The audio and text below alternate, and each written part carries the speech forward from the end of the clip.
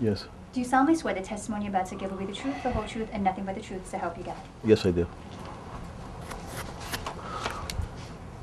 Could you please give us your name? Jeffrey Epstein.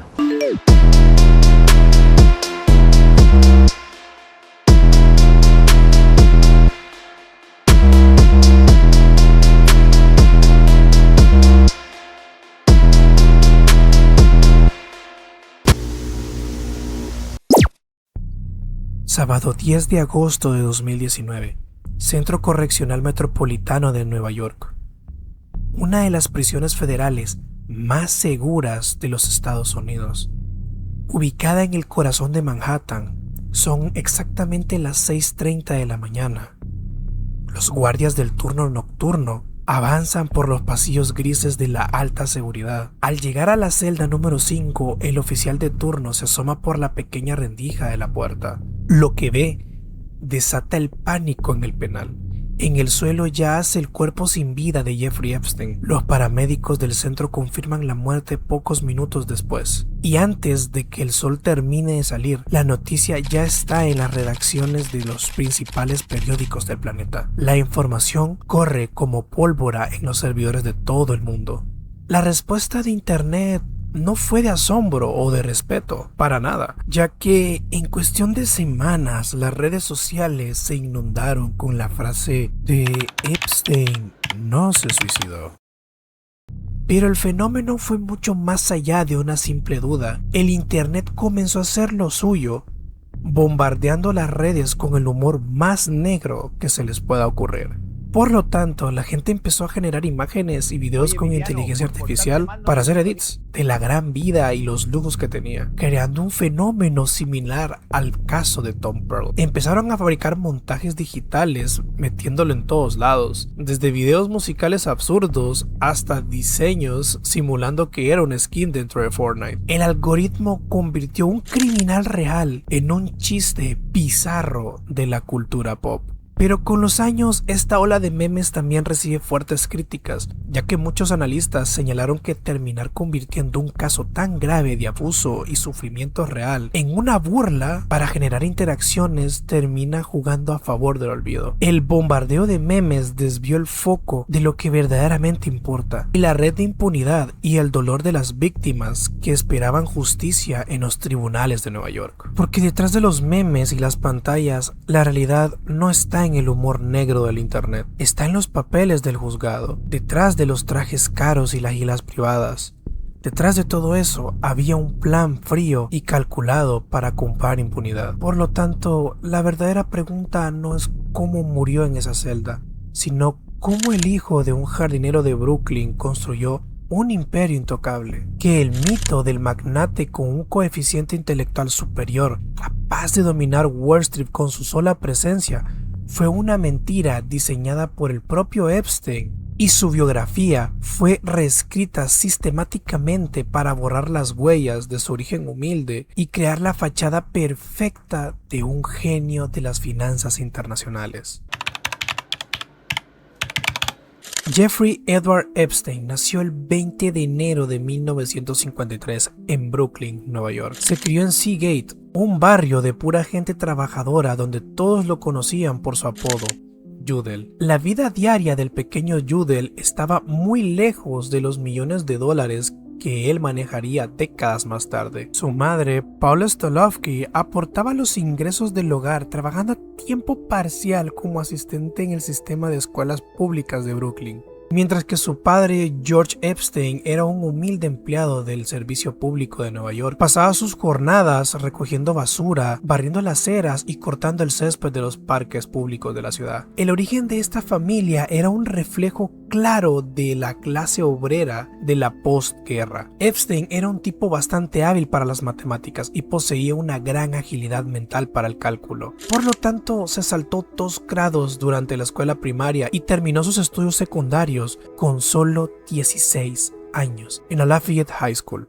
Durante su adolescencia intentó buscar un camino en el arte y tocaba el acordeón en las fiestas familiares para ganar algo de dinero, instrumento que luego cambió por el piano. Al graduarse de la escuela, entró a la Universidad de Nueva York para estudiar física y matemáticas, pero la realidad golpeaba la historia que él solía contar con sus círculos sociales. Jeffrey Epstein dejó sus estudios de manera repentina y jamás terminó la universidad. Nunca se graduó y nunca obtuvo un solo título académico para respaldar sus supuestos conocimientos avanzados. Sin ningún diploma que lo respaldara y falsificando gran parte de su currículum, Epstein logró meterse en 1973 como profesor de físicas matemáticas en la Dalton School, un colegio privado extremadamente caro de Manhattan, donde las familias más ricas y influyentes de Nueva York enviaban a sus hijos. Y claro, el director de la escuela, impresionado por el falso carisma y la elocuencia del joven profesor, confió en él y empezó a escalar socialmente utilizando las reuniones de los padres de familia para tejer sus primeros contactos con los hombres de negocios de Wall Street. En 1976, el director de la prestigiosa firma financiera Bear Stearns, Alan Greenberg, conoció a Epstein en una cena y, asombrado por lo frío y calculador que era para manejar números complejos, lo contrató como asistente de operaciones y, por supuesto, subió rápido dentro de la corporación. Y para 1980 ya se había convertido en socio de la firma, pero violó las normas internas de la empresa y ocultaba información a sus supervisores. Por lo tanto, en 1981, la junta directiva tomó la decisión de despedirlo.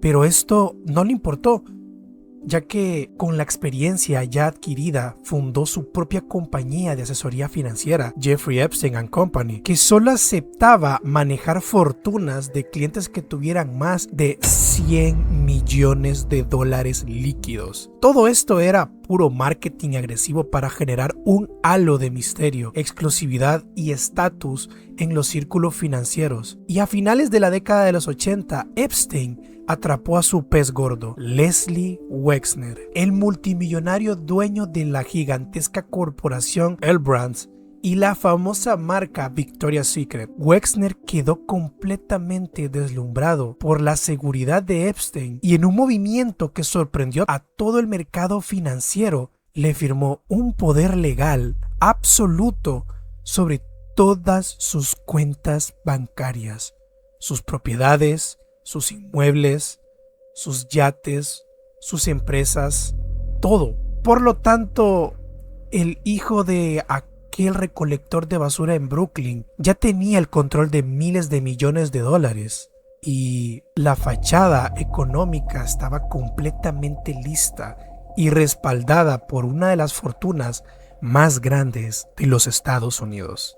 Con el dinero ilimitado y el poder que le otorgaba el manejo de la fortuna de Wexner, Epstein diseñó una red de propiedades de lujos alrededor del mundo para aislarse por completo de la supervisión pública.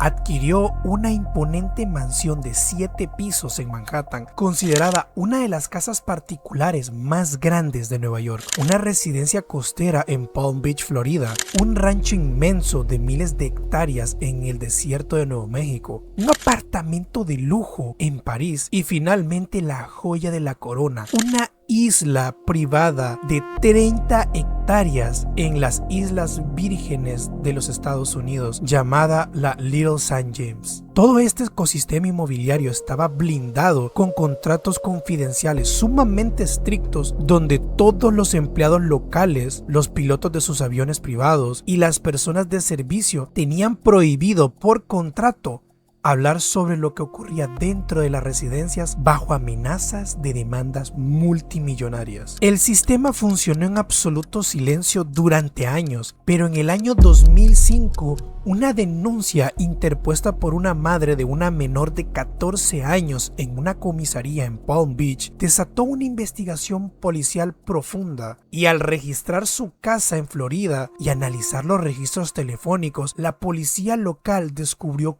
cómo operaba su estructura delictiva. Epstein pagaba sumas de dinero por supuestos masajes terapéuticos y luego presionaba a las víctimas para que llevasen compañeras, ya sean de sus propios trabajos, vecindades o escuelas, utilizando un sistema de reclutamiento piramidal donde las mismas jóvenes eran obligadas a captar a más menores a cambio de comisiones económicas. La policía identificó a más de 30 menores de edad afectadas en todo el conteo. El caso acumuló evidencias suficientes para una condena de cadena perpetua en la cárcel federal.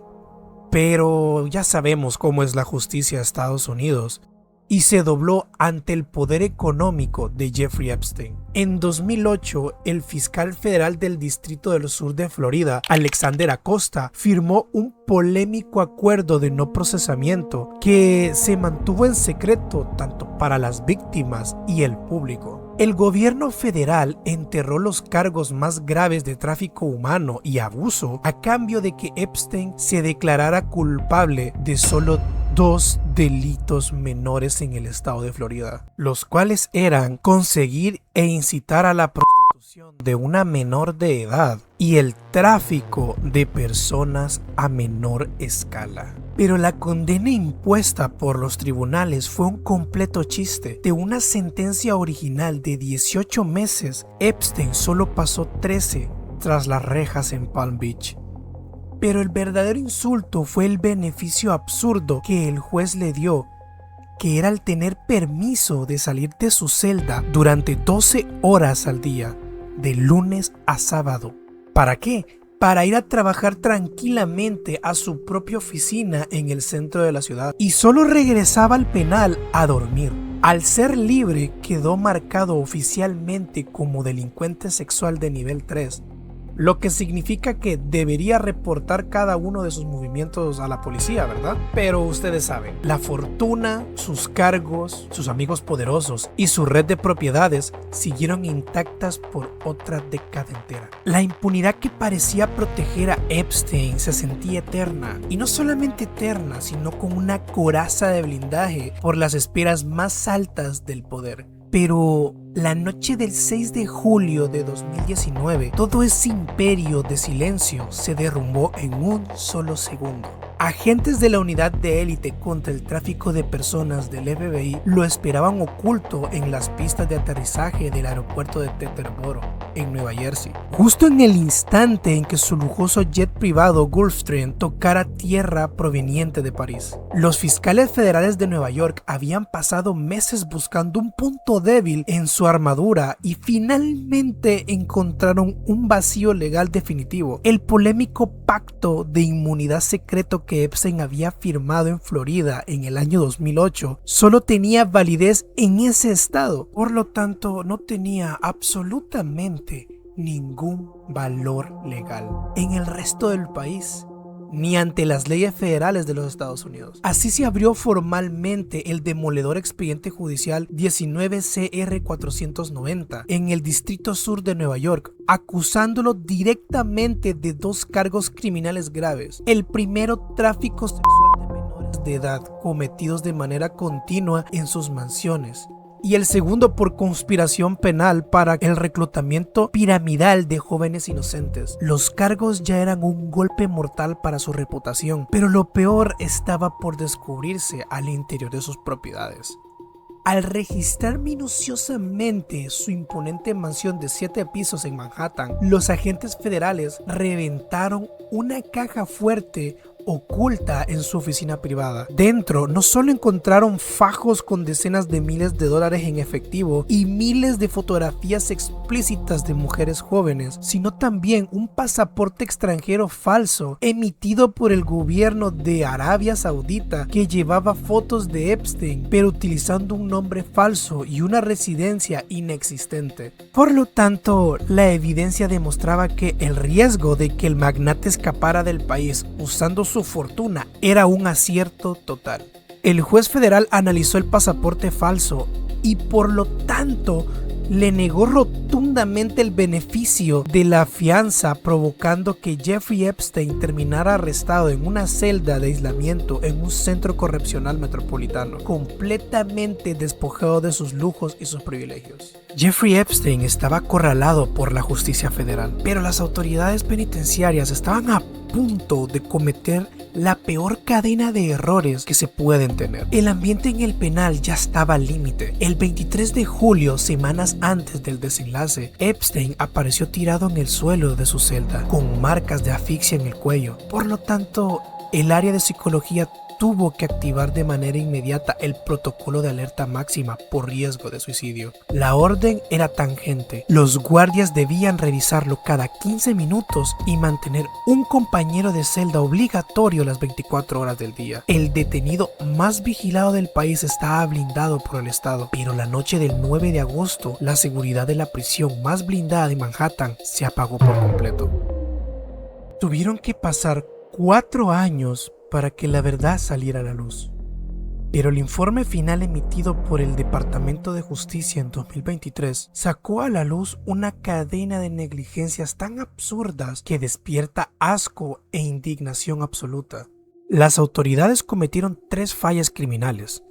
La primera: la mañana del 9 de agosto, la dirección del penal retiró a su compañero de celda de Epstein por un supuesto trámite de rutina y lo dejaron completamente solo en la oscuridad de su calabozo, violando así directamente la orden médica de aislamiento. Y segundo, los guardias encargados de custodiar su vida esa madrugada, Tobal Noel y Michael Thomas, abandonaron sus puestos, se quedaron dormidos durante horas y pasaron el resto de su turno comprando ropa y tecnología por internet. Era una falta gravísima, pero para cubrir sus rastros ante sus superiores, falsificaron los libros oficiales y firmaron rondas de revisión cada 30 minutos que jamás ocurrieron. Por lo tanto, la celda de Jeffrey Epstein se quedó en un absoluto abandono por más de 3 horas consecutivas. A la mañana siguiente, a las 6:30, el cuerpo del criminal ya no tenía signos vitales. El internet entero estalló al instante en un bombardeo violento de teorías conspirativas que apuntaban a un asesinato por encargo para silenciarlo.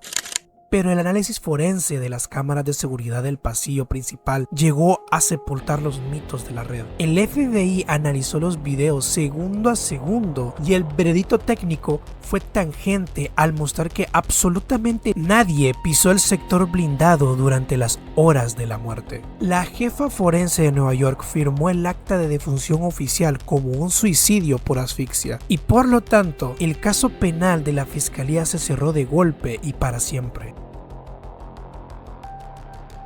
La muerte de Epstein extinguió el proceso en los tribunales y por lo tanto las decenas de víctimas sobrevivientes sufrieron el golpe más bajo de todos: quedarse sin la oportunidad histórica de ver al monstruo recibir un veredicto final frente a un jurado. El imperio del hombre que lo sabía todo se archivó en un frío papeleo de una morgue, pero una sombra se quedó atrapada para siempre en las redes, como el recordatorio permanente de un sistema en el que la gente ya no puede confiar. Si has llegado a esta parte del video, muchas gracias. De verdad, no hay manera de cómo te lo puedo agradecer.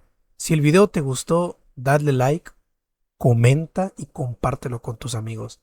Eso hará de que más personas conozcan mi trabajo y así nos podamos expandir un poquito más. Te ha narrado Seiji y esto es Vestigio.